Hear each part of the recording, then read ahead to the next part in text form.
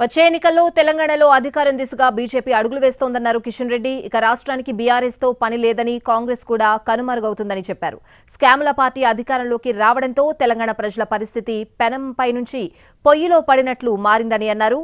మంచిర్యాల జిల్లాలో జరిగిన విజయ సంకల్ప యాత్రలో పాల్గొన్న కిషన్ రెడ్డి కాంగ్రెస్, బీఆర్ఎస్ పై విమర్శలు గుప్పించారు.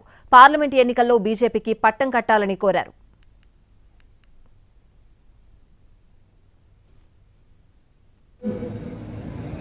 బీఆర్ఎస్ పార్టీ అవసరం కూడా లేదు.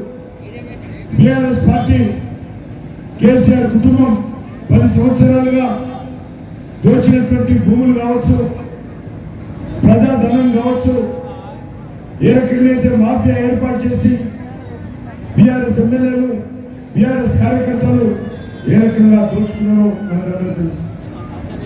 ఇసుక మాఫియా, ల్యాండ్ మాఫియా, మరి లిక్కర్ మాఫియా, అన్ని రకాలుగా వాళ్ళు దోచుకోలేని వ్యవస్థ లేదు, అన్ని రకాల దోచుకున్నారు. మరి ఈరోజు బ్యాంకర్ నుంచి పోయిన పడ్డట్టుగా ఎన్ని రోజులు మరి వచ్చింది ఎవరంటే కాంగ్రెస్ పార్టీ.